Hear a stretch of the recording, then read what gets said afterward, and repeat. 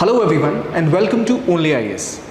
स्वागत है आपकी हमारी लेक्चर सीरीज में, जहां हम फोकस कर रहे हैं उन टॉपिक्स के ऊपर जो बहुत ही हाई यील्डिंग टॉपिक्स हैं, यानी इनसे क्वेश्चंस आने के चांसेस ज़्यादा हैं। अगर मैं आपसे पूछूं एंशिएंट हिस्ट्री के बारे में, तो आपको पता है बहुत ही ज़्यादा वास्ट टॉपिक है और मोस्टली एनसीईआरटी बेसिक टेक्स्ट करने के बाद भी कुछ क्वेश्चंस रह जाते हैं, ठीक है। पर अगर आप प्रॉपरली एनालाइज करें पिछले कुछ सालों के क्वेश्चन पेपर्स, तो आपको लगेगा Buddhism, Jainism, Indus Valley Civilisation, इनसे काफ़ी क्वेश्चंस आते हैं। काफ़ी मतलब 2 या 3 क्वेश्चंस भी आ रहे हैं। तो जितनी मेहनत आपको उसको पढ़ने में लग रही है, उसके हिसाब से रिटर्न अच्छे हैं। पर उन टॉपिक्स को डिटेल में थोड़ा करना पड़ेगा, ताकि कोई भी ऑप्शन अगर ऐसा आए जो रिलेट कर रहा हो किसी और टॉपिक से ही, बुद्धिज्म जैनिज्म अक्सर साथ साथ चलते हैं, तो उनके डिफरेंसेस को समझना ताकि आप ऑप्शंस को एलिमिनेट कर पाए, वो हमारा फोकस इस टॉपिक के अंदर पढ़ने के अंदर रहेगा। खास बात ये कि कुछ क्वेश्चंस फिर भी ऐसे होंगे जो आपको लगेगा कि इसके लिए आपको अलग टेक्स्ट पढ़ना पड़े। कुछ ऐसे की टर्म्स कभी हाल में पूछे गए हैं जो किसी भी आपके बेसिक टेक्स्ट में कहीं मेंशन नहीं है, न्यूज़ में नहीं है, उसके लिए आप गूगल करें, हिस्ट्री निकालें, तब आपको पता लगता है। ऐसे टॉपिक्स करना इज़ नॉट एसेंशियल, क्योंकि बहुत मुश्किल होगा, बहुत टाइम लगेगा। पर जो कोर चीज़ें हैं, जो चीज़ें आपके टेक्स्ट में मेंशन है, जो सिलेबस के अंदर आप कवर कर सकते हैं, वो तो आपको करनी ही चाहिए। और हमारी कोशिश यही है कि जैनिज्म बुद्धिज्म कवर करते टाइम जो भी चीज़ें अवेलेबल हैं इन आर बेसिक टेक्स्ट बुक्स, वो सारी कवर्ड हो। तो चलिए शुरू करते हैं जैनिज्म से। तो अगर हमें समझना है कि भाई कितना और किस लेवल तक पढ़ें, तो पहले कुछ प्रीवियस ईयर क्वेश्चंस देखने पड़ते हैं। तो चलिए शुरू करते हैं। वैसे पहला क्वेश्चन देखिए, with reference to cultural history of India which one of the following is the correct description of the term paramitas. अब परमितास क्या होते हैं, ये अगर आपने पढ़ा है तो बनेगा, नहीं तो मुश्किल है। देखिए 4 ऑप्शन हमारे पास हैं। Powerful merchant guilds of early medieval south India. अब अगर आप याद करने की कोशिश करें तो पहले मर्चेंट गिल्ड्स के ऊपर क्वेश्चन आ चुका है। क्या मर्चेंट गिल्ड्स अपने खुद के कॉइन्स बना सकते थे? क्या वो खुद के कॉइन सर्कुलेट कर सकते थे या सिर्फ किंग सर्कुलेट करता था? ये क्वेश्चन पहले प्रीलिम्स में आया था। फिर अब दूसरा देखिए, perfections whose attainment led to bodhisattva path. Philosophical schools that did not accept the authority of Vedas and earliest धर्मशास्त्र texts written in aphoristic. तो अगर आप यहाँ देखिए, अगर आपने बोधिसत्वा पे भी देखा हो तो पहले क्वेश्चन आ चुका है। ये जो दूसरा सेंटेंस है, जो अथॉरिटी ऑफ वेदास को नहीं मानते, हमें पता है कि बुद्धिज्म जैनिज्म वो सेक्ट्स हैं, वो रिलीजन्स हैं जो वेदास की सुप्रीमेसी को जो मानने से इनकार करते थे। इस पे भी पहले क्वेश्चन आ चुका है। So broadly we reach a stage जहां पर चारों स्टेटमेंट कहीं ना कहीं पूछे जा चुके हैं।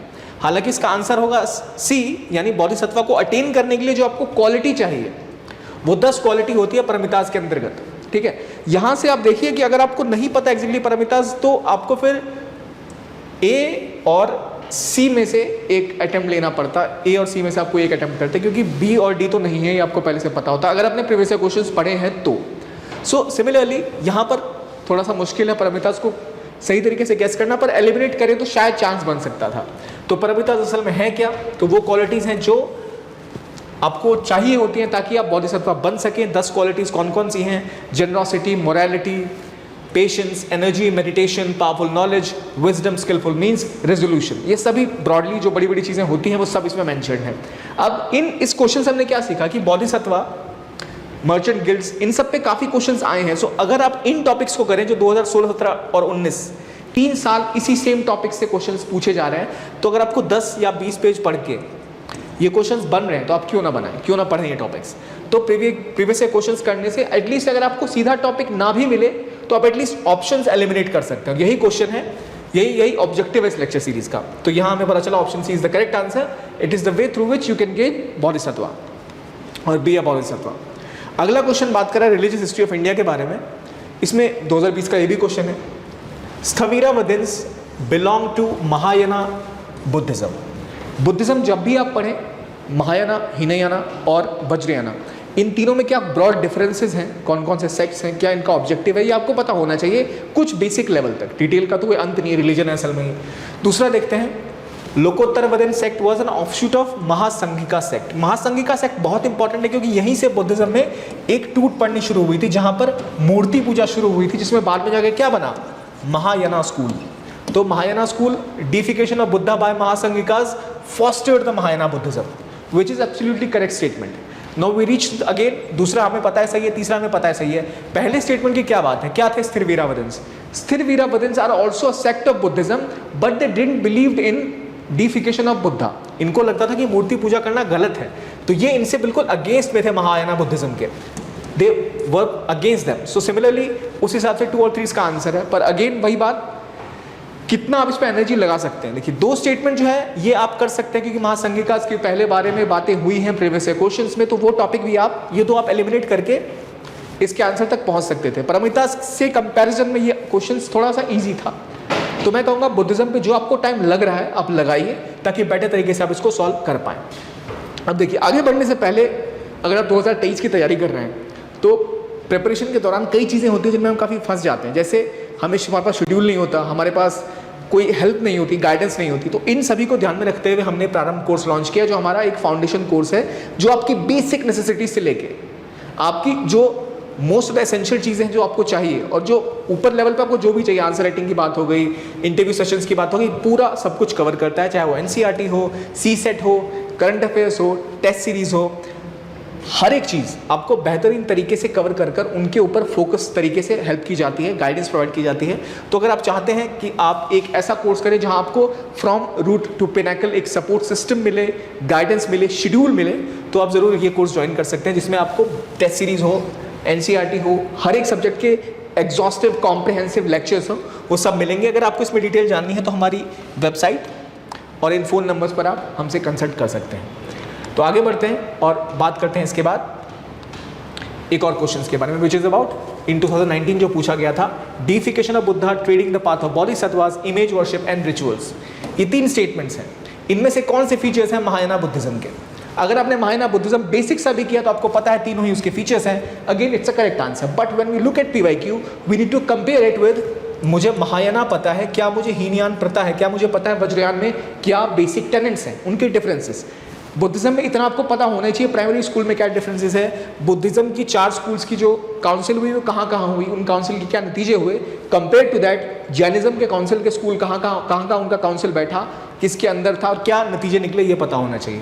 आगे रिलीजियस प्रैक्टिस इन इंडिया की बात करते हैं तो स्थानकवासी सेक्ट किसको बिलोंग करता है? अगर आपने जैनिज्म को थोड़ा सा क्लियरली डेप्थ में पढ़ा है तो आपको पता होगा ये मूर्ति पूजा में विश्वास नहीं रखते, जैनिज्म का पार्ट है। लेकिन अगर आपको नहीं पता था तो क्या आप इसे आंसर कर सकते थे? प्रॉबेबली कर सकते थे अगर आपने बुद्धिज्म ठीक से पढ़ा होता तो, क्योंकि बुद्धिज्म का पार्ट तो नहीं है ये क्लियरली। तो we are left with Jainism, Vaishnavism and Shaivism, जहाँ पर शायद आप वैष्णविज्म और जैनिज्म में कंफ्यूज हो सकते थे, पर थोड़े बहुत चांसेस थे कि आप जैनिज्म टिक करते। तो इसीलिए जैनिज्म बुद्धिज्म को सीधा ना करके भी, कि टॉपिक सीधा क्वेश्चन ना भी आए पर ऑप्शन से क्वेश्चन आ जाए, बन जाए आपका, एलिमिनेट हो जाए, उसके लिए पढ़ना इंपॉर्टेंट है। एक और ऐसा एक क्वेश्चन 2017 में आया था, with reference to religious history of India consider the following statements, Svatantrika and Sammitiya were the sects of Jainism,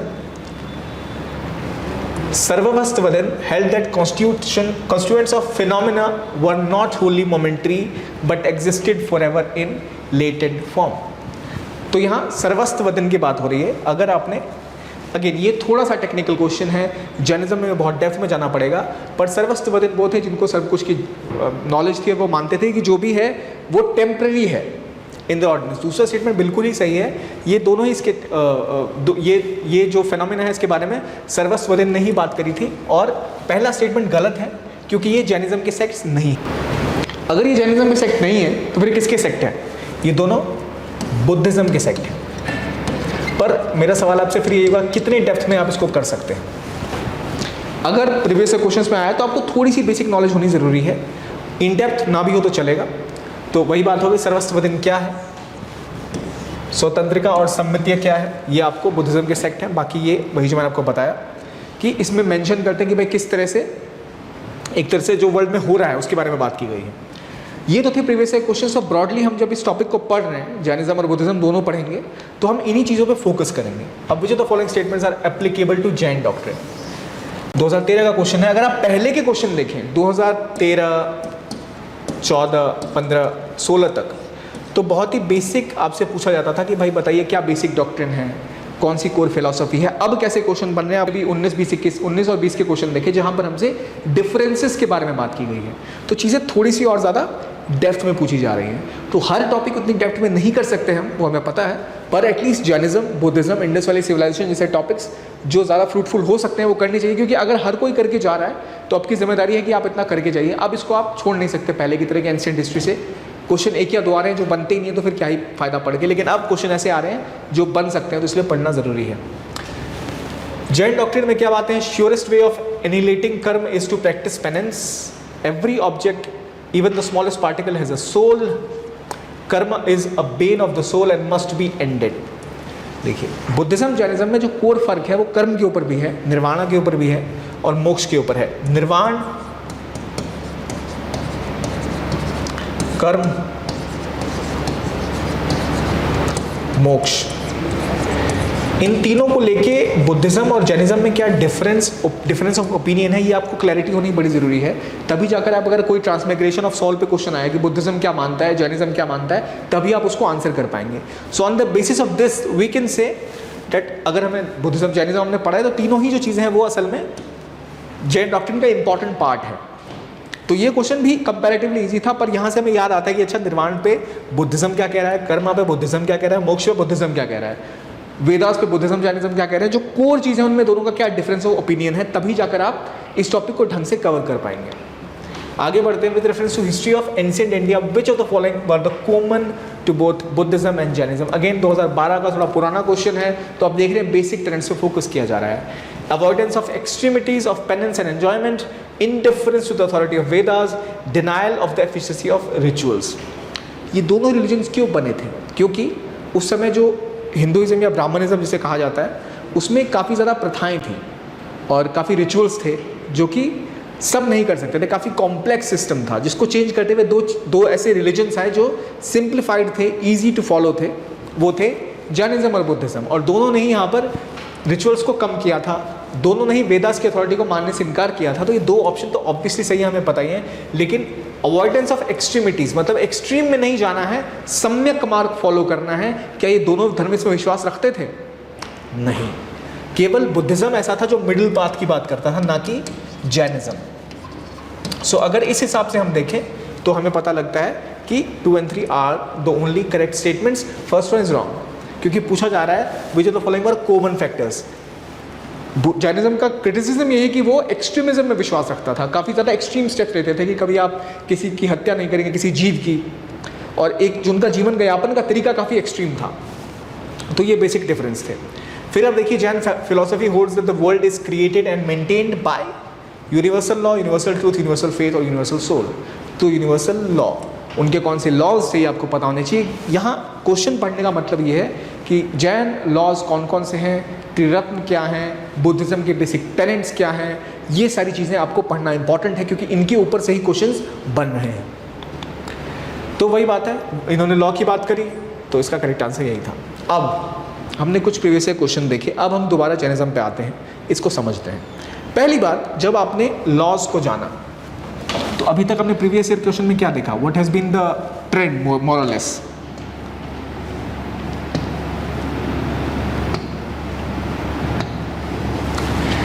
the trend has been primarily की comparison, compare and understanding some basic texts and important personalities। इसके अलावा और भी questions आ चुके हैं, पर ये generally अगर आप देखें तो जो ट्रेंड है वो ऐसा मूव कर रहा है कि जहां आपसे पूछा जा रहा है कि जैनिज्म की तुलना में बुद्धिज्म क्या सोचता है। अगर आपको दोनों में डिफरेंस, दोनों की चीज़ें पता है पर दोनों के की डिफरेंसेस नहीं पता, तो आप क्वेश्चन ठीक से आंसर नहीं कर पाएंगे। तो उनके डिफरेंसेस को समझना, उनको साइड बाय साइड कंपेयर करना, अंडरस्टैंड करना क्या बेसिक टेनेट्स है दोनों ही रिलीजन के, फिर कौन से कोर टेक्स्ट हैं, कौन से कोर सेक्ट्स हैं, फाइनली कौन सी इंपॉर्टेंट पर्सनैलिटीज़ थी, वो क्या किस तरह की चीज़ें फॉलो करती थी। ये चार चीज़ें आपको दोनों रिलीजन के बारे में पता होनी चाहिए। जब तक आपको नहीं पता तब तक आप ये कॉन्फिडेंस के साथ नहीं कह सकते कि आपने टॉपिक पढ़ लिया है। तो चलिए बढ़ते हैं जैनिज्म की तरफ। सबसे पहले मुझे ये बताइए, जब जैनिज्म स्टार्ट हुआ होगा तो क्या रीज़न रहे होंगे, क्या ऐसा सिचुएशनल स्ट्रक्चर था उस समय सोसाइटी का कि ये एक नया रिलीजन उभरा, एक रिलीजन हिंदुइज्म का जो इतने टाइम से चला आ रहा है, उसमें क्या प्रॉब्लम्स आ गई। तो अगर आप ब्रॉडली आपने हिस्ट्री पढ़ी है तो आपको पता है वहाँ कुछ चीज़ें हैं जिनमें समस्याएं थी। पहला जो स्ट्रक्चर था वो काफ़ी रिजिड हो चुका था धीरे धीरे। रिजिड स्ट्रक्चर मतलब एक जाति प्रथा थी, एक कास्ट सिस्टम था जो काफ़ी रिजिड था, उस सिस्टम को तोड़ना मुश्किल था। और उसके बाद जो रिचुअल्स थे वो बहुत ज़्यादा थे। रिजिड स्ट्रक्चर में क्या होता है, कोई चीज़ बहुत रिजिड है तो वहाँ कुछ चीज़ आपको फॉलो करनी होगी तभी काम होगा, और उन कामों को करने के बहुत से रिचुअल्स थे। रिचुअल्स की वजह से क्या होता था कि आपको ये यज्ञ करना है या ये पूजा करनी है, उसके लिए आपको एक पंडित चाहिए, आप एनिमल सेक्रीफाइस करते थे बहुत ज़्यादा। जो सोशल स्ट्रक्चर था वो उस टाइम में प्राइमरीली फ्यूडल था। धीरे धीरे क्या हो रहा था, ट्रेड डेवलप हो रहा था। हम देखते थे मर्चेंट्स आ रहे थे, ट्रेड बढ़ रहा था। ट्रेड बढ़ने की वजह से समाज में एक नई कम्युनिटी उभर रही थी जो बहुत पावरफुल थी, which was a trading community. अब इमेजिन करिए, आप इसको वर्ल्ड हिस्ट्री में भी ले जाके कंपेयर कर सकते हैं। एक सोसाइटी है जहाँ कुछ लोग पावरफुल हैं, मैं यूरोप के साथ कंपेयर कर रहा हूँ, जो बिल्कुल नहीं करना चाहिए बट कॉन्टेक्स्ट के लिए। यूरोप में जो चर्च थी वो पावरफुल हो रही थी, किंग पावरफुल था, और जो किसान थे पेजेंट्स, उनसे काफ़ी टैक्स लिया जाता था। धीरे धीरे क्या हुआ, एक नई क्लास उभरी, कैपिटलिस्ट क्लास, जो ट्रेड करती थी, उनके पास बहुत सारा पैसा था। वो कहने लगे कि भाई राजा आप इतने कमज़ोर क्यों हैं, चर्च इतनी पावरफुल क्यों है, चर्च का काम है रिलीजन को देखना, सोसाइटी को देखना नहीं, वो आपके अंदर काम करनी चाहिए। तो उसमें हम देखते हैं ट्रेडिंग क्लास उभर के आई जो स्ट्रांग होती चली गई। कैपिटलिज्म इस तरह आया, उसने फ्यूडलिज्म को तोड़ा, जो यूरोप में बहुत दिनों बाद हुआ था, बहुत समय बाद। इंडिया में बिफोर क्राइस्ट का एरा चल रहा है। यहीं पर हम देख रहे हैं सोसाइटी में फ्यूडल सिस्टम था, पर एक ट्रेडिंग क्लास उभर के आनी शुरू हुई थी। और उस क्लास में जो व्यापारी लोग थे, उन्हें पता लगा कि हम व्यापार करके अमीर तो हो सकते हैं, लेकिन हमारा जो समाज में वर्चस्व है वो नहीं है। समाज में वर्चस्व हमसे ऊंची जाति जो ब्राह्मण्स का था उनका हुआ करता था। तो क्षत्रिय जो वर्ग था वो चाहता था अपनी डोमिनेंस रखना सोसाइटी में। तो उसलिए उन्होंने भी, जो नए धर्म आ रहे थे, जो प्राइमरी फोकस कर रहे थे अलग ग्रुप्स के ऊपर, वहाँ पर उनको सपोर्ट करना स्टार्ट किया। इसके अलावा जब ये ग्रुप्स, जब ये रिलीजन्स आए, तो इन्होंने पहले जो रिजिड स्ट्रक्चर ब्राह्मणिज्म या हिंदुइज्म का हुआ करता था कि आपको ये मंत्र उच्चारण करना पड़ेगा, संस्कृत में होगा, जो हर वर्ग का व्यक्ति नहीं पढ़ सकता, इन्होंने संस्कृत को फॉलो करने के बजाय पाली और प्राकृत को फॉलो किया। टेक्स्ट जो थे वो आम भाषा में बोले जाने लग गए। इनके रिलीजन फॉलो करना कंपैरेटिवली आसान था, कोई विशेष ज्ञान की आवश्यकता नहीं थी आपको, आप संघ को ज्वाइन कर सकते थे। तो इसी प्रकार से यहाँ हम देखते हैं सामाजिक बदलाव, एक जो हमें दिख रहा है, सोशल स्ट्रक्चर चेंज हो रहा है। दूसरा, लोग थोड़े से दुखी हैं जो स्ट्रक्चर है उससे, रिजिड स्ट्रक्चर से। तीसरा, सोसाइटी में जो अलग अलग वर्ग हैं, जो अलग ग्रुप्स हैं, वहाँ पर स्थिति है जहाँ जो वैश्य ग्रुप है, यानी जो ट्रेडिंग ग्रुप है वो, और जो क्षत्रिय ग्रुप है वो भी चाहता है अपने आप को और ज़्यादा डोमिनेंट बनाना। इन सभी चीज़ों के एक साथ आने पर हम देखते हैं दो नए रिलीजन खड़े हुए, जैनिज्म और बुद्धिज्म प्राइमरीली। और इन रिलीजन से को सपोर्ट मिला इन ग्रुप्स का, क्योंकि रिलीजन तो कोई भी खड़ा हो सकता है, कोई भी सेक्ट, कोई भी फेथ। कई इंडिया में लोग हैं जो अपनी विचारधारा लेके आते हैं पर उनके रिलीजन को फॉलोअर्स नहीं मिलते। To have a strong religion you need followers, support. Why Jainism and Buddhism are famous and others were not. Ajivika sect तो बहुत सारे थे, पर आज हम इन्हीं दो रिलीजन्स पे फोकस क्यों कर रहे हैं? क्योंकि इन दोनों रिलीजन्स ने जो प्रॉब्लम्स थी वहाँ उस समय समाज की, उसको समझा और इनको उस तरह का सपोर्ट मिला, ये पॉपुलर हुए। इसलिए हम देख रहे हैं कि फिर यहाँ पर जैनिज्म और बुद्धिज्म आज तक पॉपुलराइज हुए और ग्लोबल भी हो गए एक तरह से। जैनिज्म तो कम, बुद्धिज्म ज़्यादा। तो ये बातें हो गई, जैनिज्म क्यों आया, किस समय आया, किस कालखंड में आया। और वहाँ देख रहे हैं उस कालखंड में आप देखते हैं जो राजा हैं वो मैक्सिमम जो एम्परर्स थे उन्होंने अपना रिलीजन इनको फॉलो करना स्टार्ट किया। एक और बेसिक डिफरेंस जो आप समझते हैं कि आखिर क्यों इतने सक्सेसफुल हुए थे ये, कि ये हिंदुइज्म से अलग थे कुछ लेवल्स पर। जो ब्राह्मणिज्म या हिंदुइज्म कुछ टेक्स्ट में लिखा हुआ है उससे ये अलग थे, लेकिन कंप्लीटली अलग नहीं थे। ऐसा नहीं था कि बिल्कुल ही कुछ और ही बोलना स्टार्ट कर दिया हो। जो विचारधारा थी इनकी, जो ये बातें करते थे, कुछ हद तक जो कॉन्सेप्ट्स थे थोड़ी बहुत समानता थी। तो लोगों को ऐसा नहीं लगता था कि कुछ अचानक से बाहर से कुछ आ गया हो। इन्होंने रिफॉर्मेशन किया but within the structure in a way. ये थोड़ा सा कंट्रोवर्शियल स्टेटमेंट है पर पूरी तरह से एलियन नहीं था वहाँ के लोगों के लिए, क्योंकि बिल्कुल नया रिलीजन जब आता है, फॉर एग्जांपल अगर आप इस्लाम की बात करें, क्रिश्चियनिटी की बात करें, बेसिक टेनेट्स डिफरेंट थे, जो कोर आइडियोलॉजी होती है वो थोड़ी डिफरेंट थी। बुद्धिज्म, जैनिज्म क्योंकि इंडियन रिलीजन थे जो इंडिया में उस समय में आए, तो इनको अडॉप्ट करना वहाँ के लोगों को थोड़ा सा आसान हुआ करता था। और सामाजिक स्ट्रक्चर ऐसा था कि राजाओं ने भी विरोध नहीं किया था इनिशियली। जबकि कोई अगर दूसरा रिलीजन आप देखें, अगर आउटसाइड से आता है तो उसके खिलाफ एक स्ट्रगल होता है, जो कम से कम जो प्रीस्टली क्लास होती है उसका और जो रूलिंग क्लास होती है उसका। तो ये बेसिक डिफरेंस हम जैनिज्म बुद्धिज्म के राइज में देखते हैं। अब हम स्पेसिफिकली आते हैं बैक टू जैनिज्म।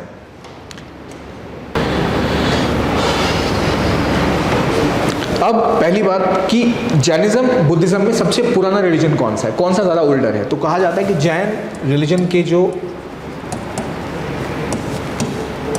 डॉक्ट्रिन्स हैं वो बुद्धिज्म से भी पुराने हैं, इसलिए हम पहले जैनिज्म पढ़ रहे हैं, ठीक है। और जैनिज्म को लेकर नॉर्मली समझा जाता है कि महावीर जो थे उन्होंने इसकी शुरुआत की थी, पर नहीं, ये तो बहुत बाद में आया। तो इससे पहले बहुत से और तीर्थंकर हुए थे जिन्होंने इस रिलीजन के बारे में कई सारी बातें करी, ये ज़रा पॉपुलराइज करके गए, इसलिए इनका नाम ज़्यादा प्रसिद्ध है। इसके बारे में कि भाई कैसे ये इतना पुराना रिलीजन है, सबसे पहले मेंशन कहाँ आता है जो तीर्थंकर से उनके बारे में? तो ऋग्वेद मेंशन करता है ऋषभ और अरिष्टनेमी जैन तीर्थंकर के बारे में। तो अगर आपको पूछा जाए कि ऋग्वेद में किस रिलीजियस पर्सनैलिटी का मेंशन है, गौतम बुद्ध, महावीर, पार्श्वनाथ, ऋषभ, तो वहाँ आपको पता होना चाहिए भाई किसका मेंशन ऋग्वेद में था। और अगर वहाँ मेंशन हो कि क्या वो ऋग्वेद के अलावा किसी और टेक्स्ट में मेंशन थे, तो नहीं, ये ऋग्वेद में इन दोनों का मेंशन था। विष्णु पुराण और भगवंत पुराण में ऋषभ को मेंशन किया गया एज इनकारनेशन ऑफ नारायणा।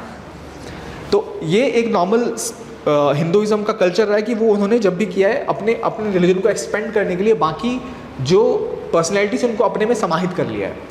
तो इसलिए हम कहीं कहीं पढ़ते हैं विष्णु का 10वां अवतार के रूप में, 9वें अवतार के रूप में गौतम बुद्ध को भी। इसी तरह आप देखते हैं कि ऋषभ देव को भी नारायण का अवतार मेंशन किया गया। किस टेक्स्ट में? एक विष्णु पुराण में और दूसरा भगवत पुराण में। विष्णु पुराण में आप देखते हैं कहीं कहीं पर जो कुछ इलाके के टेक्स्ट हैं, इंडियन टेक्स्ट की खास बात ये रही है, जो रिलीजियस टेक्स्ट हैं वो कई जगहों पे अपने जो स्ट्रक्चर है उसमें बदलाव रखते हैं। कुछ नए व्यक्ति आते हैं, कुछ किसी व्यक्ति को पूजा जाता है, कोई कहीं पर विलन की तरह देखा जाता है, कोई देवता है, कोई कहीं का देवता नहीं है। तो ऋषभ को एज अ अवतार ऑफ विष्णु देखा गया किन चीज़ों में? विष्णु पुराण में और भगवत पुराण में। तो ये एक कोर डिफरेंस है बुद्धिज्म और जैनिज्म में। जैनिज्म के बारे में हमने पढ़ा, और जैनिज्म का एक सिंगल फाउंडर नहीं है, क्योंकि हुआ ये था कि जब जैनिज्म पनप के आया, जब जैनिज्म खड़ा हुआ, Jainism was primarily a oral tradition based religion, जिसमें मौखिक रूप से ज्ञान को फैलाया गया। एक गुरु हुए जिन्होंने बताया, दूसरे ने उसको और लोगों तक पहुंचाया, एक संदेश की तरह।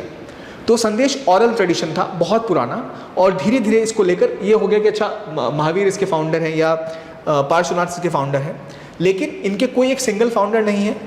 इनका महावीर के बारे में इतना पता है कि आखिरी तीर्थंकर थे वो, इससे पहले के तीर्थंकर जो थे उन्होंने ऑरल ट्रेडिशन फॉलो किया। इसके बाद ये जो ट्रेडिशन था जैनिज्म का वो रिटन फॉर्म में आ गया, इसलिए ज़्यादा पॉपुलराइज होना शुरू हो गया। तो ये कोर स्ट्रक्चर रहा ऑरिजिन ऑफ जैनिज्म का। और जब ये प्रोमिनेंस में आया तो वो टाइम था 6th सेंचुरी BC, जब महावीर ने इसको और ज़्यादा प्रमोट करना शुरू किया, लॉर्ड महावीर ने। तो महावीर का मतलब क्या होता है आपको पता ही है, हिंदी अगर आपको बेसिकली आती है तो महावीर का मतलब तो पता ही होगा आपको। तो महावीर नाम जो इनको मिला, इससे पहले इनका क्या नाम था? जैसे गौतम बुद्ध का नाम पहले सिद्धार्थ था, इनका नाम पहले क्या था? अभी हम कवर करेंगे, जरा सोचिए। तो जो एक शब्द होता है जैन, ये डिराइव हुआ जैन या जिनी से, जिसका मतलब होता है कनकरर, जो सब कुछ पे विजय प्राप्त कर लेता है। और एक जिना जो होता है, कहा जाता है उसके पास अवधि ज्ञान होता है, मतलब सुपर ह्यूमन कॉग्निशन और साइकिक पावर। तो अवधि ज्ञान जहाँ पर मेंशन आए वहाँ आपसे पूछा सकता है क्या ये बुद्धिज्म का टर्म है, क्या ये जैनिज्म का टर्म है, वो डिफरेंस आपको पता होना चाहिए। और जितने तीर्थंकर थे सारे क्या थे? क्षत्रिय थे बाय बर्थ। सारे तीर्थंकर 24 तीर्थंकर जो थे वो सारे के सारे क्षत्रिय बाय बर्थ थे। तो यहाँ हम देख रहे हैं सोशल ऑर्डर जो चेंज हो रहा है, यहाँ हम देख रहे हैं प्राइमरीली जो उस टाइम में ब्राह्मणिकल सुप्रीमेसी थी, जो ब्राह्मणिकल रिचुअलिस्टिक टेंडेंसी थी कि वो डिसाइड करते थे कि पूजा किस प्रकार से होगी, उसे तोड़ने के लिए एक स्ट्रक्चर खड़ा हुआ जहाँ क्षत्रिय प्राइमरीली वर द तीर्थंकर्स, उनके बीच ज़्यादा पॉपुलैरिटी भी थी इसकी। और जो सिंबल था वो था hand with the wheel on the palm symbolise ahimsa of Jainism. There is a word ahimsa written in the middle of it. तो ये इनका स्ट्रक्चर था जैनिज्म का, और काफ़ी कुछ महात्मा गांधी ने इनसे अडॉप्ट भी किया, अहिंसा का जो कॉन्सेप्ट था। ये बातें होगी जैनिज्म की। और जैनिज्म कैसे एक पुराना रिलीजन है, बुद्धिज्म से भी ज़्यादा पुराना, और कैसे वो स्ट्रक्चर में आया, कैसे फॉर्म हुआ और क्यों फॉर्म हुआ। तो वहाँ आप रिलेट कर सकते हैं क्षत्रिय ही तीर्थंकर क्यों थे सारे के सारे। जनरली मैं आपको बोलूँ सारे तीर्थंकर क्षत्रिय थे, आप कहते हैं शायद ये आंसर गलत हो, शायद ये ऑप्शन गलत हो, बट वो ऑप्शन सही है। तो इन सभी जो चीज़ों को जिन्हें हम कहते हैं काउंटर इंट्यूटिव, जो आपको लगे अगर मुझे ऑप्शन दिख रहा होता तो मैं यही टिक करता, और अगर आंसर भी वही है तो सोचने की बात नहीं है। लेकिन अगर आपको लगे नहीं यहाँ जो लिखा है ये मेरी सोच जो नॉर्मली जिस तरह से काम करती है उसका उल्टा है, तो उसको आप हाईलाइट करें, 2 बार पढ़िए। काउंटर इंट्यूटिव चीज़ों को हमें बार बार पढ़ना जरूरी होता है ताकि ऑप्शंस में गलत ना हो जाए। क्यों जैनिज्म खड़ा हुआ? एक, वैदिक रिलीजन हाईली रिचुअलिस्टिक था, सभी कास्ट के लोगों को एक्सेसिबल था।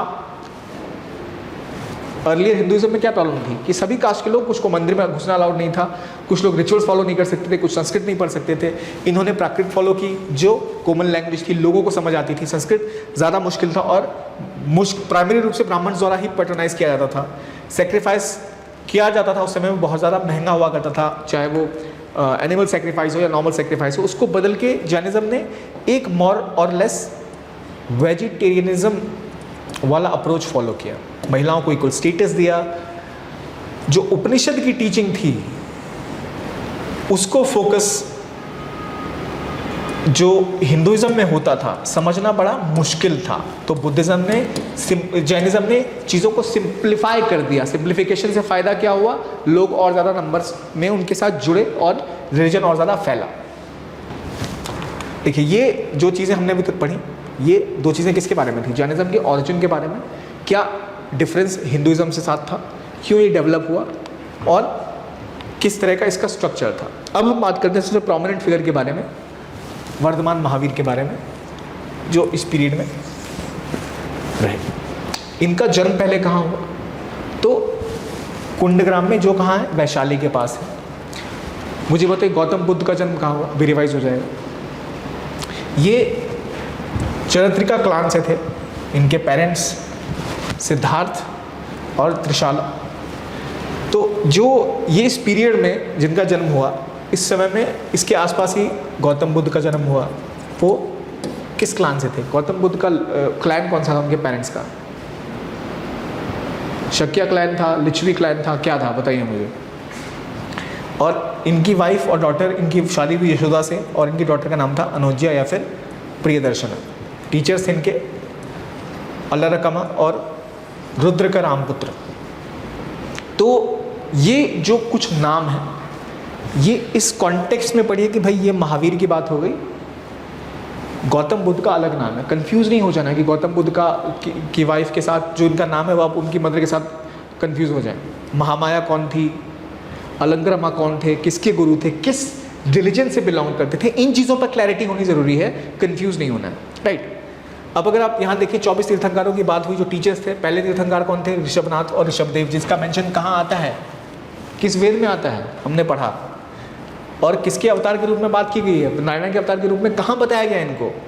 24वें तीर्थंकर थे वर्धमान महावीर, 23वें थे पार्श्वनाथ जो पैदा हुए थे वाराणसी में, और 22वें थे अरिष्टनेमी। अरिष्टनेमी का मेंशन कहाँ आता है? हमने भी पढ़ा था। यही चीज़ें हैं, आपको अपनी आंखें खुली रखनी है, कंपैरेटिवली इन चीज़ों को याद रखना है। फिर बात आता है सबसे इम्पॉर्टेंट चीज़ कि जब आप एनलाइटेंड हो जाते हैं, जब आपको ज्ञान की प्राप्ति हो जाती है, तो उस स्थिति को जैनिज्म में क्या कहते हैं? उस स्थिति को जैनिज्म में कहते हैं कैवल्य। हाईएस्ट स्पिरिचुअल नॉलेज जब आप प्राप्त करते हैं तो आप कैवल्य आपने अटेन कर लिया। इन्होंने 42 की एज में किया था। गौतम बुद्ध ने किस एज में किया था? जब हम गौतम बुद्ध पे जाएंगे तो हम जैनिज्म के साथ कंपेयर करेंगे उसको। और कहाँ इनको बोधि ट्री के अंदर किसको हुआ था? गौतम बुद्ध को। यहाँ साल ट्री के अंदर हो रहा है। किस नदी के किनारे? ऋजुपालिका नदी के किनारे। और इनको फिर महावीर कहाँ जाने लग गया? महावीर मतलब पता ही आपको, जो बहुत ज़्यादा वीर हैं, ब्रेव हैं और जिन या जितेंद्री, जिन्होंने अपनी इंद्रियों को जीत लिया, ठीक है, सेंसेस को जीत लिया। फिर निग्रंथ, सभी तरह के जो बंधन है उससे मुक्त हैं, मोह माया से मुक्ति। Arhat, blessed one, केवलन, perfectly learn, जिसको सारा ज्ञान है। यहाँ जो की टर्मिनोलॉजीज हैं, कंफ्यूज आपको ऐसे कह सकते हैं कि चलिए जिन्ना आपको पता है कि हम महावीर को ही कहा होगा, नॉर्मल सी बात है। काउंटर इंट्यूटिव की बात ये होती है कि भाई अरहत किसको कहा होगा? अरहत क्या किससे रिलेटेड है? क्या ये हिंदुइज्म से रिलेटेड है? क्या ये बुद्धिज्म से रिलेटेड है? क्या ये कोई ऐसा ग्रुप है जो ट्रेड किया करता था? तो नहीं, ये अगेन एक नाम है किसका? महावीर का। कब मिला उन्हें? जब उन्होंने क्या प्राप्त किया? केवल्य ज्ञान जब उन्होंने प्राप्त किया तब, ठीक है। इनका पहला सरमन कहाँ हुआ? विपुला पीक पर, जो राजगीर में है। इनके 11 डिसाइपल थे, उनको दिया गया, जिन्हें हम कहते हैं गंधर्वाज। और राजगीर में इनका पहला था, जिन्हें गंधर्वाज या फिर गंधार्स हम कहते हैं। तो यहाँ गंधर्व जब आप पढ़ रहे हैं तो आप कंफ्यूज हो सकते हैं हिंदुइज्म वाले गंधर्व्स के साथ। तो ये थोड़ा काउंटर इंट्यूटिव है, गंधर्वास के आप जैनिज्म से रिलेट करते हैं या हिंदुइज्म से रिलेट करते हैं। हिंदुइज्म में भी हैं, लेकिन बुद्धिज्म में जो इनके महावीर जैनिज्म में महावीर के 11 जो पहले डिसाइपल थे उनको हम गंधर्वास कहते हैं। कितने डिसाइपल पहले थे जिनको समन दिया था, तो 11 थे। क्रिकेट टीम के साथ एसोसिएट कर सकते हैं इनको आप। ये बातें हो गई कैसे वर्तमान महावीर का जो इनको जो केवल ज्ञान हुआ उसके बाद क्या डिफरेंस अप्रोच हुई। अगेन किन किन नाम से, किस नदी के किनारे, ऋजुपालिका नदी के किनारे, इनके क्या क्या नाम थे, ये सब आपको पता होना चाहिए। इनके पहले जो डिसाइपल थे उनका नाम क्या था, इंद्रभूति गौतम, जो फीमेल थी। और अराउंड 527 BC इनकी डेथ हुई। कहाँ, पावापुरी में। पावापुरी कहाँ है, पटना के पास है। तो पावापुरी में इनकी डेथ हुई। महात्मा बुद्ध, गौतम बुद्ध की कहाँ हुई थी। इनका सिंबल था लायन। इनसे पहले जो थे ऋषभ, उनका था बुल। और सरपेंट पार्श्वनाथ का था, मतलब सांप। तो ये इनके प्रमुख सिंबल्स हैं जो आपको पता होने चाहिए। पहले डिसाइपल का नाम क्या था, इंद्रभूति गौतम। इनको आप याद कर सकते हैं गौतमीपुत्र शतकर्णी से रिलेट करके, आई मीन टू से। तो ये जो ब्रॉडली था टॉपिक, यहाँ पर हम समझ रहे हैं कि क्या जो की चीज़ें हुई जब महावीर के जीवन में, लॉर्ड महावीर के जीवन काल में क्या क्या उन्होंने किया, किस प्रकार से वो स्प्रेड आउट हुआ। अब इनकी प्रमुख टीचिंग क्या है। इन्होंने एक एडिशनल चीज़ जोड़ी थी जो बुद्धिज़्म जैनिज्म की कॉन्सेप्ट्स में थी, वो आपको पता होगा। अभी हम और डिटेल में उसके बारे में पढ़ेंगे, पर ब्रॉडली जो इनकी टीचिंग्स थी उन्होंने क्या किया। सबसे पहले क्या करेंगे महावीर ने जो बहुत बड़ा रोल निभाया वो था पॉपुलराइज करने का जैनिज्म को। पॉपुलराइज इनके अंदर बहुत ज़्यादा हुआ जैनिज्म, क्योंकि एक इनको केवल ज्ञान की प्राप्ति हुई, दूसरा इन्होंने जिस प्रकार से इसको स्प्रेड किया समाज में वो काफ़ी ज़्यादा पीपल फ्रेंडली कह सकते हैं हम आम भाषा में, वैसा था। तो कैसे होगा भाई, अभी जो सिस्टम है वेदास में लिखा हुआ, आप कुछ चीज़ें कर सकते हैं, कुछ नहीं कर सकते हैं। इन्होंने वेदास को कहा कि भाई वेदास रिचुअल जो है इसको फॉलो करने की कोई ज़रूरत नहीं है, ये फॉलेबल है, इनफॉलेबल नहीं है, यानी इनमें भी गलतियाँ हो सकती हैं। इन्होंने बोला कि जो अभी स्ट्रक्चर है समाज का, उसमें जो चीज़ें देखी जा रही हैं समाज वैसा है नहीं असल में। भगवान एग्जिस्ट नहीं करता, एग्जिस्टेंस ऑफ गॉड में बिलीव नहीं किया। कर्म में हालांकि इन्होंने बिलीव किया। क्या बुद्धिज्म में कर्म में बिलीव हुआ था? इन्होंने कर्म में बिलीव किया और ट्रांसमिशन ऑफ सोल में भी बिलीव किया। इन्होंने इक्वलिटी पे एम्फेसिस किया, पर इंपॉर्टेंटली इन्होंने वर्ण सिस्टम को कंडेम नहीं किया, उसको क्रिटिसाइज नहीं किया। यहाँ पर आप फंस सकते हैं, क्या महावीर ने जाति प्रथा के खिलाफ बोला, वर्ण प्रथा के खिलाफ बोला? तो वर्ण प्रथा के खिलाफ इन्होंने कुछ नहीं बोला, इक्वलिटी पे फोकस जरूर दिया। कर्म और ट्रांसमाइग्रेशन ऑफ सोल दोनों में बिलीव करते थे। लाइफ ऑफ ऑस्टेरिटी और नॉन वायलेंस, और वुमेन के लिए इक्वल रोल, और मे बी गुड और bad as per his actions and not by birth. मतलब जन्म से ही कोई व्यक्ति अच्छा बुरा नहीं होता। इसको आप थोड़ा और ड्रॉ करके आगे ले जा सकते हैं। जो जाति प्रथा, जो वर्ण सिस्टम था, जो धीरे धीरे करके जन्म पर बेस्ड हो गया था, वो टूटा, और यहाँ फोकस इन्होंने किया किसके ऊपर? कर्म के ऊपर, ना कि जन्म के ऊपर। तो यहाँ कर्म में विश्वास था।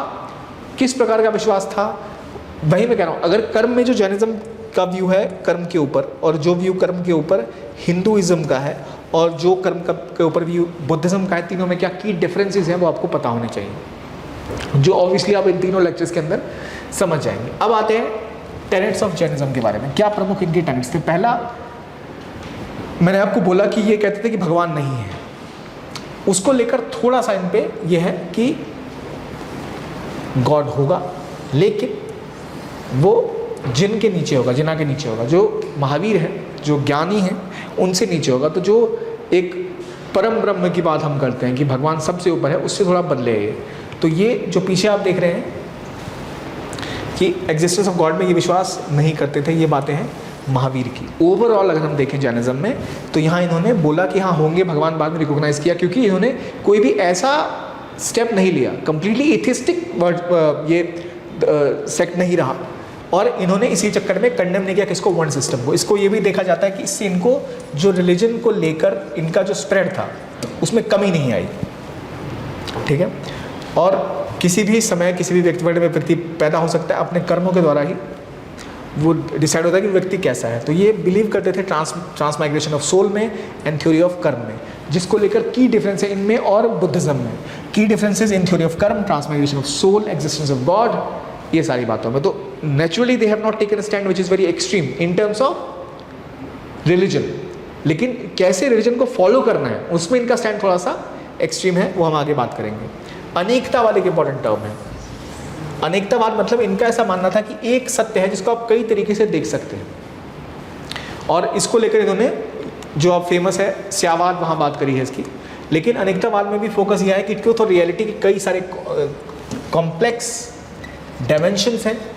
प्लुरलिटी का जो कॉन्सेप्ट हम आज पढ़ते हैं, प्लुरलिज्म की बात करते हैं, वो प्लुरलिज्म की बात बहुत पहले ही जैनिज्म में की गई है।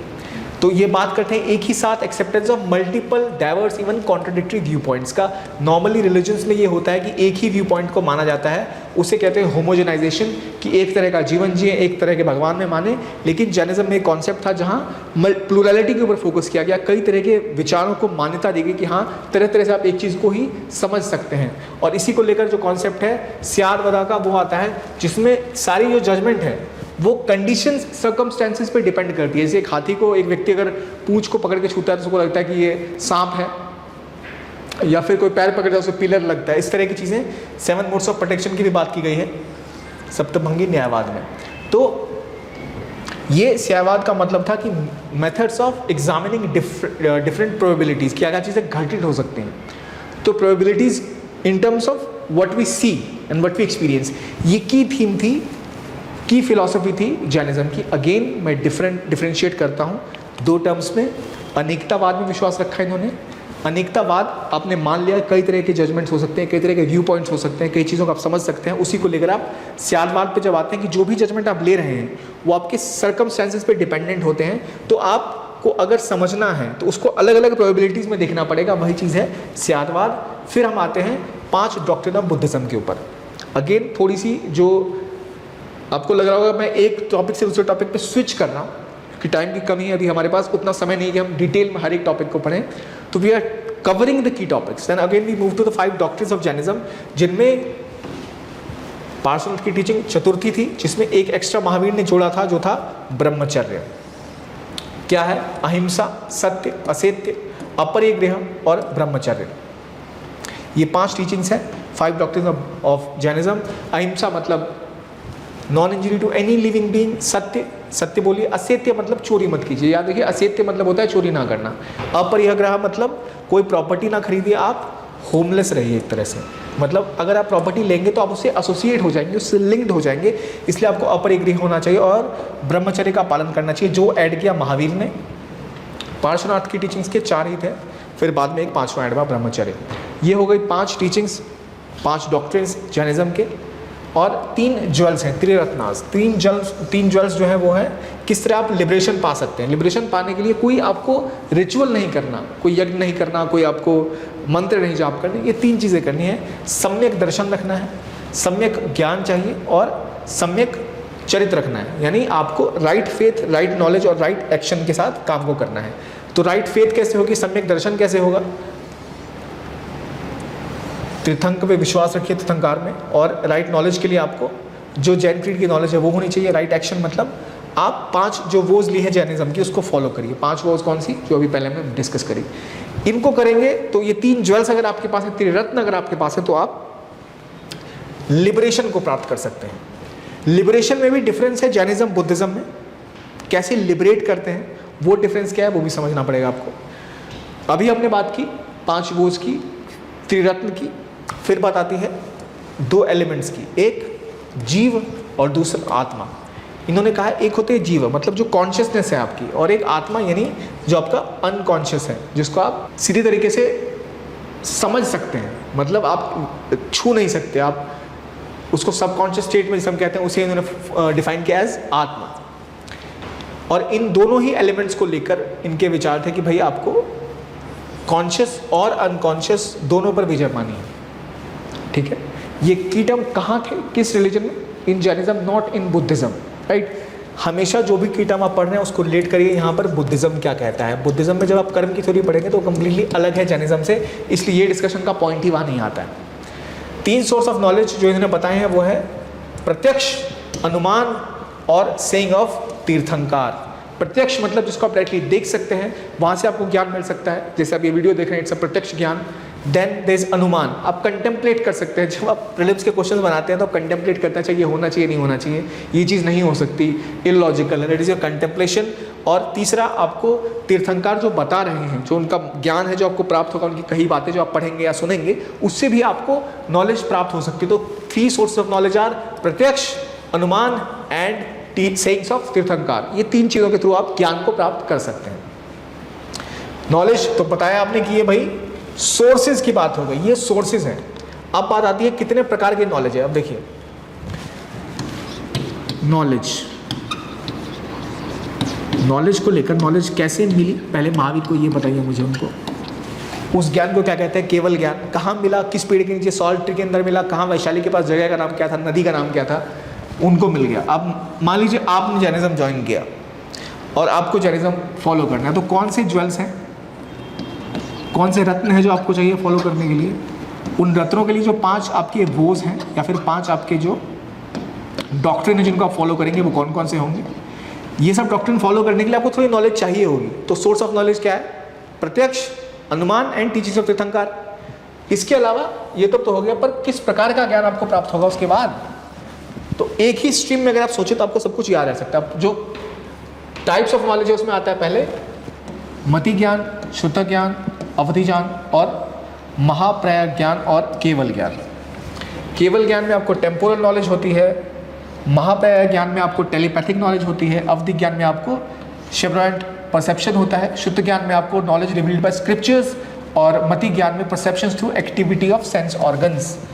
तो मति ऑर्गन मतलब वही बात हो गया, प्रत्यक्ष के अंदर जो आप देख रहे हैं, जो आप महसूस कर सकते हैं, वो आपको प्राप्त होगा मति ज्ञान से। मतलब आप जो परसीव कर सकते हैं, महसूस कर सकते हैं। श्रुत ज्ञान मतलब स्क्रिप्चर से सुन के या फिर पढ़ के आपको जो आ रहा है। अवधि ज्ञान मतलब परसेप्शन के थ्रू। महापर्याय ज्ञान मतलब टेलीपैथिक नॉलेज, पर्याय लगा के आपने जो ज्ञान हासिल किया, इट इज़ योर महापर्याय ज्ञान, टेलीपैथिक नॉलेज। और फिर केवल ज्ञान जो अंततः आपको बनाता है टेम्पोरल नॉलेज के बारे में, जो आपको ज्ञान देता है। ये देखिए, ये की टर्म शायद आपको याद ना रहे, एक बार में याद ना रहे, पर ये ज्ञान की चीज़ें जो ये आपको दिख रहा है, महापर्याय ज्ञान, अवधि ज्ञान, शुद्ध ज्ञान या फिर मति ज्ञान, ये आपको पता होना चाहिए किस रिलीजन के कॉन्टेक्स्ट में आपने पढ़ा था। कंफ्यूज आपको बुद्धिज्म जैनिज्म नहीं होना है। ये आपको पता है कि हिंदुइज्म में कॉन्सेप्ट नहीं है, उतना तो मिलता जुलता कॉन्सेप्ट नहीं है। तो आप बस इतना कर लें कि भाई अगर आपको टॉपिक में इनमें से कुछ मिल पाए तो उस ऑप्शन को आप एलिमिनेट कर पाएँ। इसलिए इंपॉर्टेंट है इसको इस कॉन्टेक्स्ट में पढ़ना। इनके 9 तत्व हैं, फिर जैन मेटाफिजिक्स के 9 तत्व। इन तत्वों में निर्जना, मोक्ष, जीव अजीव, पाप पुण्य, असर्व, संवार और बंध। देखिए कुछ नाम अगर आपने हिंदी आती है आपको, तो कुछ नाम आप गेस ऐसे ही लगा सकते हैं। पहली बात निर्जन। निर्जन मतलब डिस्ट्रक्शन ऑफ कर्म। दूसरा मोक्ष की प्राप्ति। मोक्ष की प्राप्ति मतलब कंप्लीट डिलीवरेंस फ्रॉम कर्म। जीव मतलब लिविंग मैटर, अजीव मतलब नॉन लिविंग मैटर, पाप मतलब पाप, पुण्य मतलब पुण्य। पुण्य से क्या होता है भाई? अच्छे कर्म होते हैं आपको। असर्व मतलब कर्म का फ्लो, जो कर्म बह रहा है। संवरा मतलब कर्म की का जो फ्लो है उसको रोकने में कोई चीज़ व्यवधान खड़ा करती है, उसे हम कहते हैं संवर। फिर आता है बंध। बंध मतलब जो बॉन्डेज, जो बंधन होता है। और बंधन किसका? सोल का बंधन आत्मा से, दैट इज योर बंध, बॉन्डेज ऑफ सोल टू कर्म। ये की थीम्स हैं।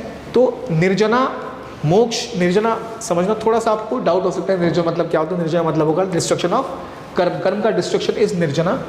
और जीव अजीव, पाप पुण्य।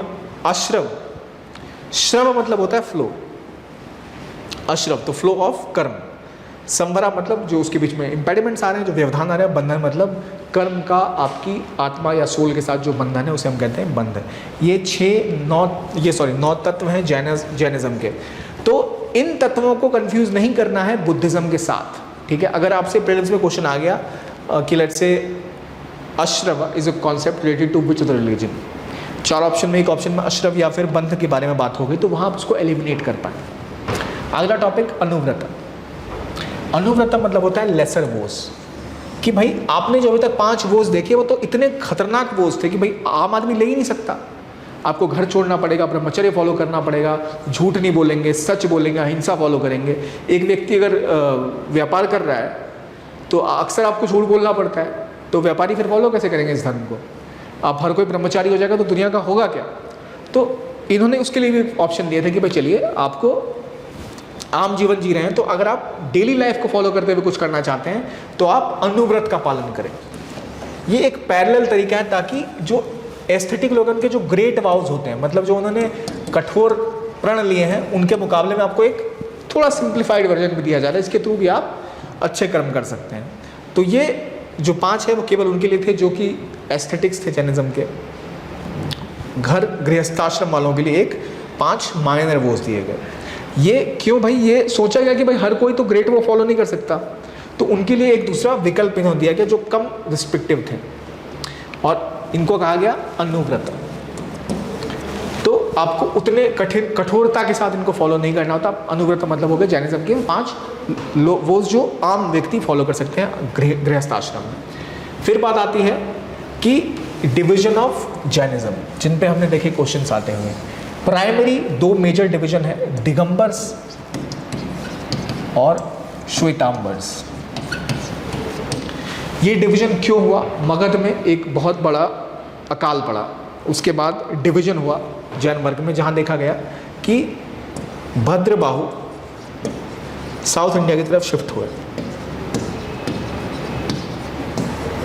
और जो ये साउथ में गए इन्होंने स्ट्रिक्ट प्रैक्टिसेस को फॉलो करना जारी रखा। 12 साल जो फेमाइन रहा, जो वहाँ चले गए अकाल में साउथ इंडिया, उन्होंने बहुत स्ट्रिक्टली प्रैक्टिसेस को फॉलो रखा। लेकिन जो मगध में थे उन्होंने थोड़े बदलाव किए और थोड़ा सा लेक्स एटीट्यूड अपनाया, यानी उन्होंने कपड़े पहनने शुरू कर दिए, उन्होंने थोड़े बदलाव करने स्टार्ट कर दिए।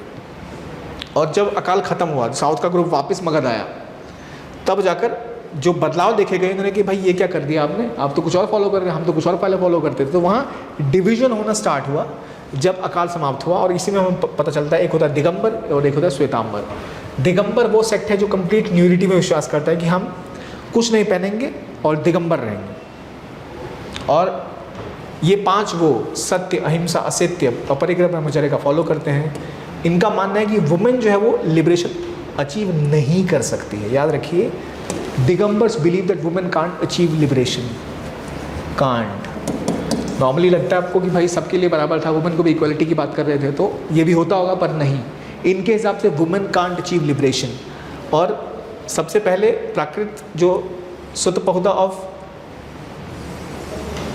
कुंड है, वहाँ पर आपको पहला रिकॉर्ड मिलता है दिगंबर बिलीव्स का। इन्होंने मोनेस्टिक रूल्स को और ज़्यादा रिजिडली फॉलो किया। भद्रबाहु ने इसकी शुरुआत करी थी। ये बात हो गई दिगंबर्स की प्राइमरीली। तो 5 वॉज को फॉलो किया, स्ट्रांगली फॉलो किया, रिजिडली फॉलो किया। वुमेन को इनको लगता है भाई लिबरेशन नहीं मिल सकती। पहला आपको जो प्राकृत में इनका जो बिलीफ का रिकॉर्ड है वो मिलता है कुंडा में, प्राकृत सुत्त पहुडा के अंदर, ठीक है।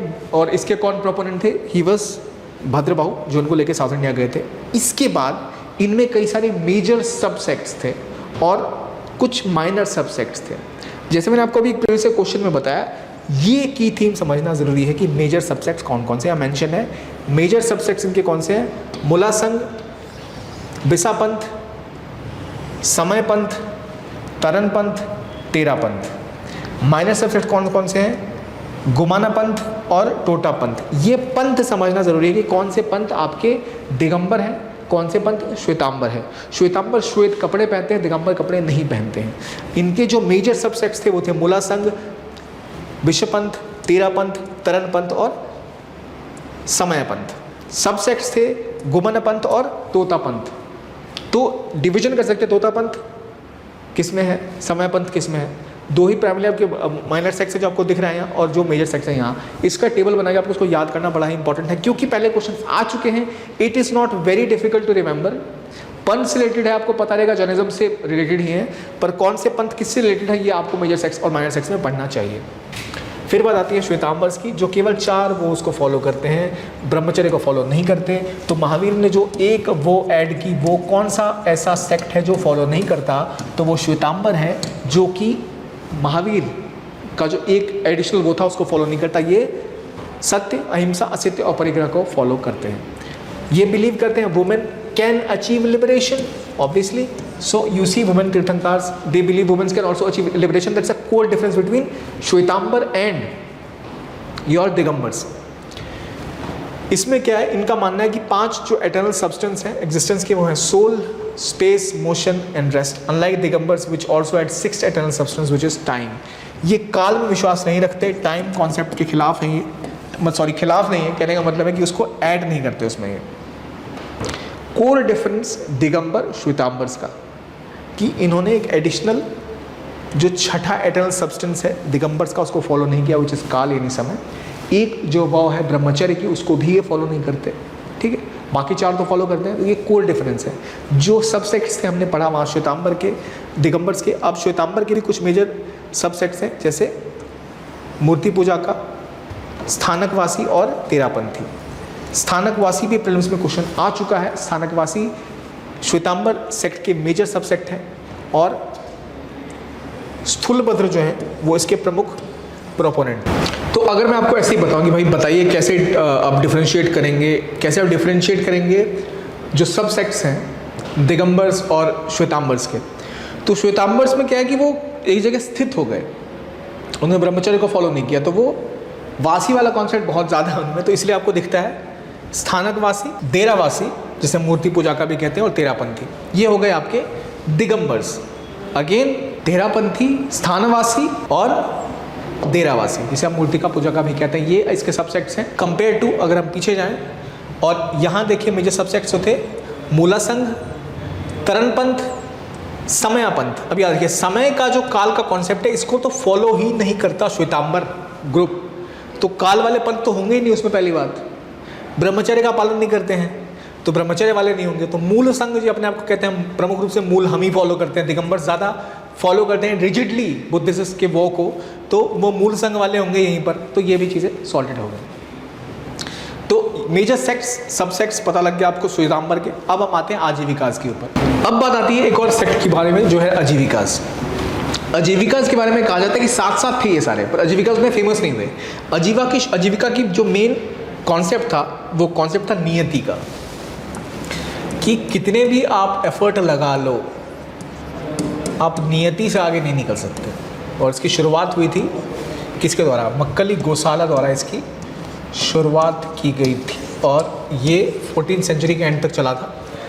कोई भी एफर्ट कोई इफेक्ट नहीं लाता नियति के खिलाफ, इसलिए कर्म जो है वो एक पॉलिसी है, कर्म का कोई प्रभाव नहीं पड़ता, नियति में जो है वो होके रहेगा। ये कॉन्सेप्ट था आजीविकास का। इसमें एक पॉइंट ये है, कई जगह ऐसा माना जाता है कि आजीविकास जो थे वो पहले से ही एग्जिस्टेंट थे, कई लेवल्स पे काम करते थे। इन्होंने इसको प्रचलित किया मक्कली गोशले, इन्होंने महावीर को छोड़कर आगे जाके आजीविका की शुरुआत करी थी एक सेक्ट की जो फोकस करता है नियति के ऊपर, ना कि कर्म के ऊपर। तो कर्मकांड पे विश्वास नहीं करते कौन? आजीविकास। कौन करते हैं? हमारे जैनिज्म वाले। इसके अलावा कुछ और सेक्ट्स जो इंपॉर्टेंट हो जाते हैं, जैसे हमने देखा एक क्वेश्चन आया था, तो जो इंपॉर्टेंट कुछ टर्म्स आपको पता होना चाहिए, क्या इनका कोर थीम है, किस पे बिलीफ रखते हैं। एग्जैक्टली ना भी पता हो पर एटलीस्ट इतना पता हो कि भाई किस बारे में बात कर रहे हैं। डिटेल में जाएंगे तो फिर बहुत डिटेल में पढ़ना पड़ेगा। पहले है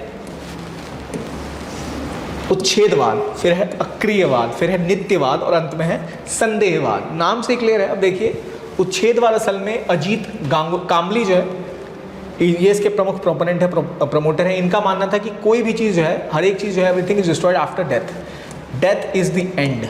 ठीक है, ये उच्छेदवाद का मानना था, डेथ इज एंड। अजीत कामली ने इसकी शुरुआत करी थी उच्छेदवाद। फिर एक है अक्रियवाद, ये पुराण कश्यप द्वारा शुरू किया गया अक्रियवाद। इनका मानना है कि कुछ भी आप करो, अच्छा करो बुरा करो, उसका कोई नतीजा नहीं मिलना। तो अच्छे कर्म करो बुरे कर्म करो, कुछ नहीं होने वाला, सब अक्रिय है। इनका मानना था अक्रियवाद। तो इसके जो प्रोपोनेंट थे वो थे पुराण कश्यप। फिर एक है नित्यवाद, ये पखूद कच्याल ने शुरू किया।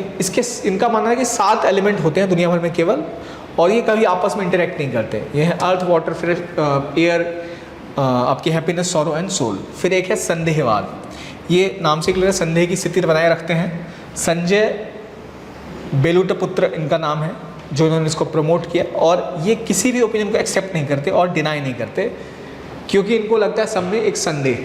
तो ये प्रोमिनेंट 4 स्कूल्स हैं, अदर सेक्ट्स हैं, विचार उच्छेदवाद, अक्रियवाद, नित्यवाद और संदेहवाद। इनके प्रोपोनेंट का नाम आपको पता लग गया।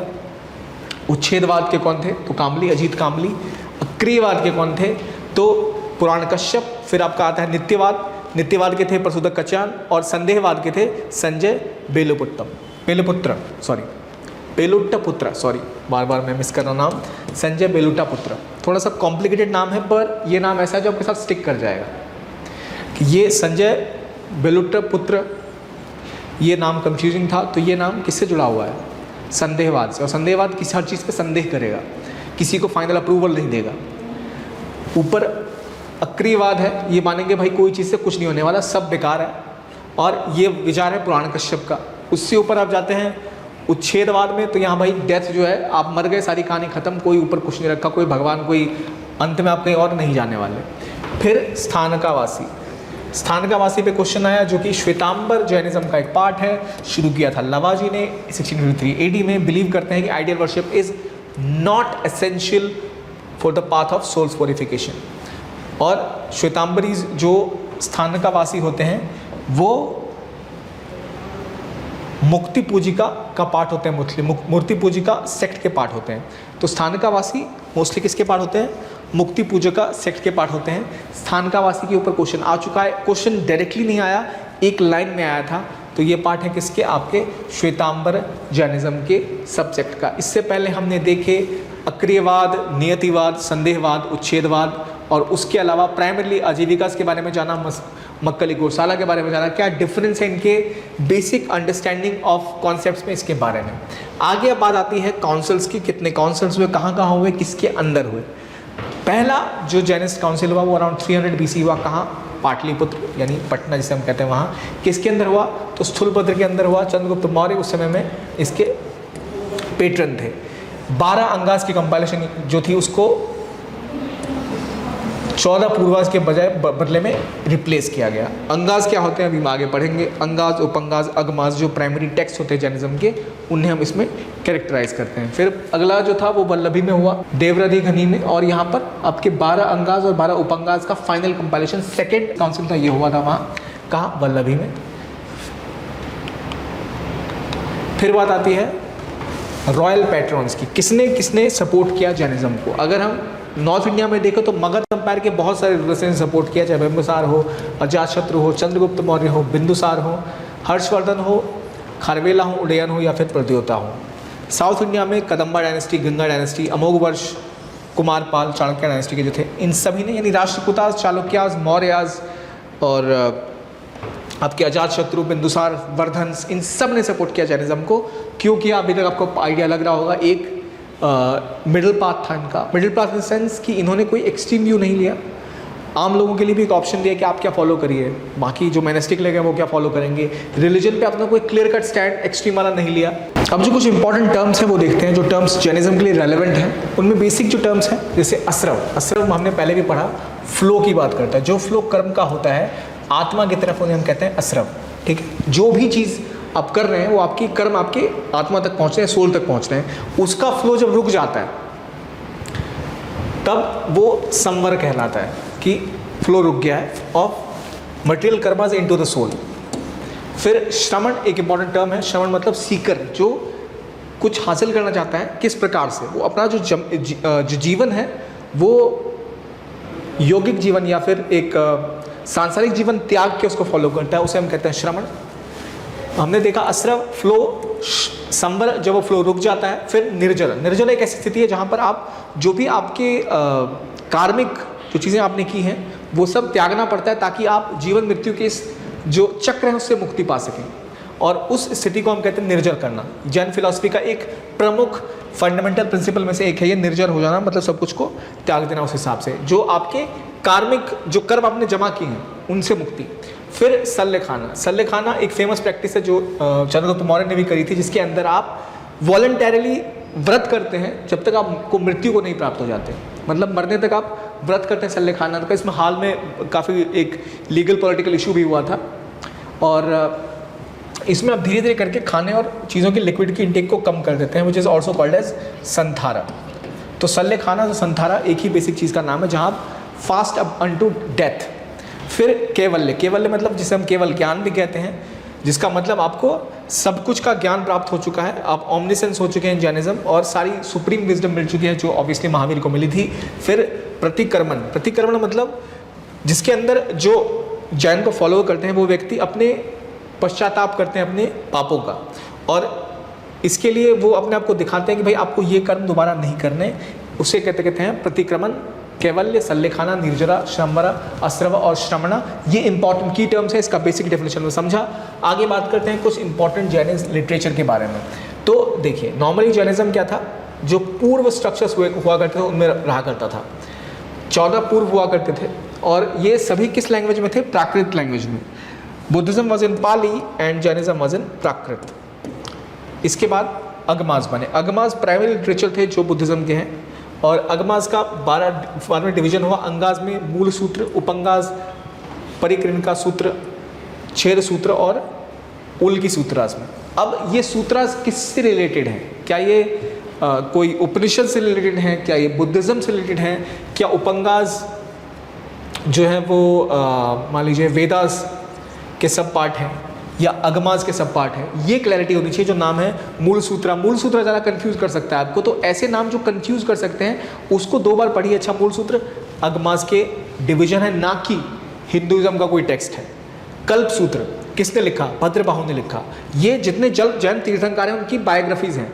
तो कल्प सूत्र क्या है, और उसको आप कंपेयर करिए कि विष्णु पुराण की बात हो गई या भगवत की बात हो गई, उसके कंपैरिजन में जो जैनिज्म में है वो है कल्पसूत्रा, जो भद्रबाहु ने लिखा, जो क्या करता है, जैन तीर्थंकर्स की बायोग्राफीज यानी उनकी जीवनी के बारे में बात करता है। तो अगमास का सब डिवीजन, तीर्थंकर्स का सब डिवीजन, कैसे कौन किसको फॉलो करता है, ये समझना इंपॉर्टेंट है।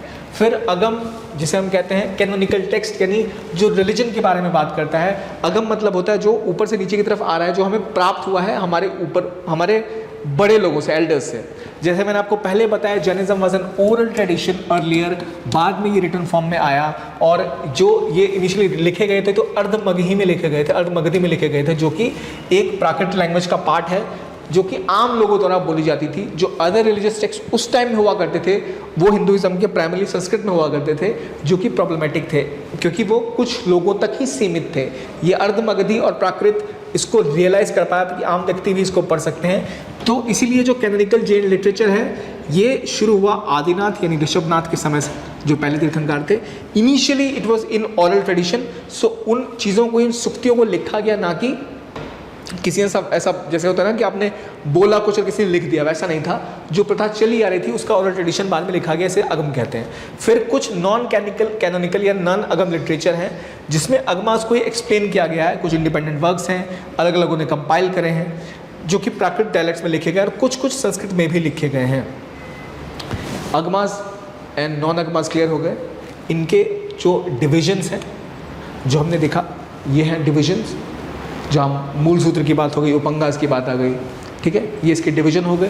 क्या अगमास कैनोनिकल लिटरेचर है, नॉन अगम लिटरेचर क्या है, वो हमने समझ लिया। किसने लिखी बायोग्राफीज जो जैन तीर्थंकर हैं वो, ये आपको पता होना चाहिए। फिर बात आती है 8 symbols, the 8 auspicious symbols of Jainism. First is swastika, ये मुझे आपको बताना नहीं पड़ेगा, सॉरी मैं गलत बना गया ये। स्वास्तिक में पीस और वेलबींग को फोकस किया था ह्यूमन का। फिर एक है नंद्यवर्त्य, जिसमें एक बड़ा स्वास्तिका होता है, इसमें 9 पॉइंट्स बने होते हैं। फिर एक भद्रासना, एक ऐसा आसन है, एक ऐसा थ्रोन है जो कहा जाता है जिस पर कि जैनास के फीट पड़े थे, उनके पैरों से उसको पवित्र किया गया था। फिर एक है श्रीवस्त्र, एक ऐसा मार्क है जो जैन की छाती पर था, जो कि उनकी प्योर सोल को दिखाता है। फिर दर्पण यानी मिरर, जो आपके इनर सेल्फ को आपको रिफ्लेक्ट करता है, कितना पाप कर रहे हैं, कितना पुण्य कर रहे हैं। फिर एक मिनेय गुला, जो कि 1-2 मछलियों की का एक स्कल्पचर है, कपल ऑफ फिशेस, जो दिखाता है कैसे सेक्सुअल अर्जेस के ऊपर विजय प्राप्त की जाती है, क्योंकि ब्रह्मचर्य भी इसका इंपॉर्टेंट कॉन्सेप्ट है।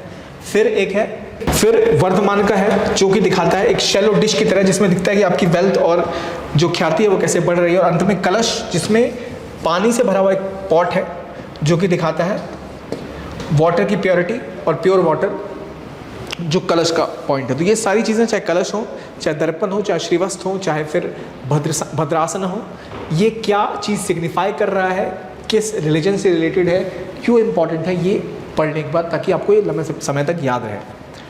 फिर जैनिज्म बुद्धिज्म में जो कोर डिफरेंस अभी तक हमें समझ आया कि ये एक तो पहली बात, रिलीजन में गॉड को की एग्जिस्टेंस पे या तो चुप है या मान रहा है कि हाँ एग्जिस्ट कर रहे हैं God. Buddhism is completely against existence of God. Jainism doesn't condone और condemn one system while Buddhism does. Jainism believe करता है ट्रांसमाइग्रेशन ऑफ सोल में, बुद्धिज्म नहीं करता। जैनिज्म में बात की गई है एक्सट्रीम वर्च्यूज़ की, बुद्धिज्म मिडिल पाथ की बात करता है। तो आप यहाँ कंफ्यूज ये ना हो कि भाई इन्होंने भी तो एक लोअर वोज दिए थे आम लोगों के लिए, लेकिन ओवरऑल रिलीजियस प्रैक्टिसेस काफ़ी एक्सट्रीम थी अगर आपको केवल ज्ञान की प्राप्ति करनी है एज पर जैनिज्म। इसलिए उन्हें कहा जाता है कि थोड़े ज़्यादा एक्सट्रीम वेरिएंट में वो रहे, इसलिए उनकी पॉपुलैरिटी अफेक्टेड रही बाद में समय के साथ। कुछ आर्किटेक्चरल पॉइंट भी देख लेते हैं फिर। एक तो मनस्तंभ। मनस्तंभ कहाँ होता है? एक मंदिर के फ्रंट में मनस्तंभ बनता है। स्तंभ मतलब जैसा आपको दिख रहा है स्तंभ है, तो मनस्तंभ इसकी रिलीजियस इंपॉर्टेंस है क्योंकि ये इमेज होती है इसमें किसकी? तीर्थंकर की, on top and all 4 cardinal direction, सभी डायरेक्शंस में। तो आपको दिख रहा है चारों डायरेक्शन में बने हुए हैं और तीर्थंकर्स की तस्वीरें बनी हुई हैं। फिर बसादीज हैं जो कि जैन टेम्पल्स हैं कर्नाटक में, उन्हें हम बसादीज कहते हैं। साउथ में क्यों ये फैला? भद्रबाहु स्थूलबाहु की मूवमेंट मगध टाइम में हुई, उसके बाद ही हम देखते हैं स्प्रेड आउट हुआ साउथ इंडिया में भी। कुछ जो इंपॉर्टेंट आर्किटेक्चर्स और हैं जैसे लयन यानी गुम्पाज यानी केव्स। अब बहुत सारी केव्स देखते हैं जैसे राष्ट्रकूटाज और चालुक्याज ने, जब हमने पढ़ा था उन्होंने इसको रिलीजन को फॉलो किया था और प्रोत्साहित किया था, इसलिए हम देखते हैं बहुत सारे केव, चाहे वो एलोरा के हों, चाहे मंग केव्स हों, चाहे गजपंथ केव हों, या फिर उदयगिरी के केव हों, हाथी गुम्पाज केव हों उड़ीसा में, या सीतानवासल केव हों तमिलनाडु में। इससे पता लगता है कितनी स्प्रेड आउट थे ये। तमिलनाडु से लेके आपके उड़ीसा महाराष्ट्र तक केव्स हैं। फिर स्टैचूज़ की बात करें तो गोमतेश्वर महाबली का स्टैचू कर्नाटक में है, अहिंसा का स्टैचू वो आपका मंगीतुंगी हिल्स महाराष्ट्र में है। फिर जैनालय जो एक मंदिर है, दिलवाला टेम्पल हो गया माउंट आबू का फेमस, गिरनार यानी गुजरात में पालिटाना टेम्पल है। फिर एक मुक्तगिरी टेम्पल है जो अगेन महाराष्ट्र में है। तो ये की स्ट्रक्चर्स हैं, इनमें से कई आपको ऑलरेडी पता होंगे, काफ़ी पॉपुलर हैं। तो ये ब्रॉडली ये टॉपिक्स हैं जिनमें मेरा फोकस होगा कि जो की टर्म्स हैं आप उन पे ध्यान दें, सेक्ट्स जो हैं उन पे ध्यान दें, कौन से सेक्ट्स हैं, क्या डिफरेंस है किसी चीज़ पे बुद्धिज़्म का और जैनिज्म का। हालांकि अभी हमने सिर्फ जैनिज्म के ऊपर बात की, आगे हम बुद्धिज़्म में भी की कॉन्सेप्ट्स एक्सप्लेन करेंगे, उन पे क्या क्या अलग अलग अप्रोच है इन दोनों रिलीजन की वो समझने की कोशिश हम करेंगे। और कैसे ये स्प्रेड हुआ ये पॉइंट तो आपको पहले मेंशन किया ही मैंने कि एक तो पहले ये इक्वलिटी और काफ़ी ईजियर टू प्रैक्टिस रिलीजन था, और जो सोशल स्ट्रक्चर था उसकी वजह से भी जो उनके संघ थे उनमें मैन और वुमेन दोनों अलाउड थे, और जो चंद्रगुप्त का पैट्रोनेज था उसने भी काफ़ी इनको हेल्प की। खारवेल जो थे कलिंगा के उन्होंने इसको सपोर्ट किया, चालुक्यास राष्ट्रकूटास जो बड़ी डायनेस्टीज थी वो इनको सपोर्ट कर रही थी।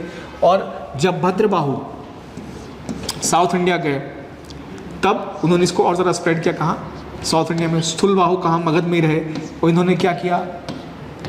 श्वेतांबर बनाए, इन्होंने दिगंबर सेट फॉलो किया। और चंद्रगुप्त मौर्य ने अपने अंतिम समय भी कर्नाटका के वनों में ही बिताए थे, जिससे ये और स्प्रेड हुआ। कहाँ? जैनिज्म साउथ इंडिया में।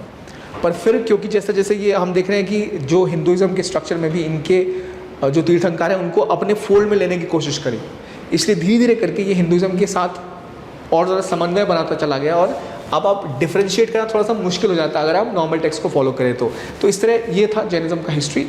और फिर ये रिलीजन उतना पॉपुलर नहीं हुआ क्योंकि एक क्लियर कट स्टैंड आप देखते हैं वन सिस्टम पर और गॉड पे उन्होंने लिया नहीं उस तरह से। फिर जो लैंग्वेज है वो अर्धमगी रही, पॉपुलराइजेशन में हेल्प की उन्होंने। सत्याद्वार की एक नई पॉलिसी लेके आए, नई फिलोसफी लेके आए।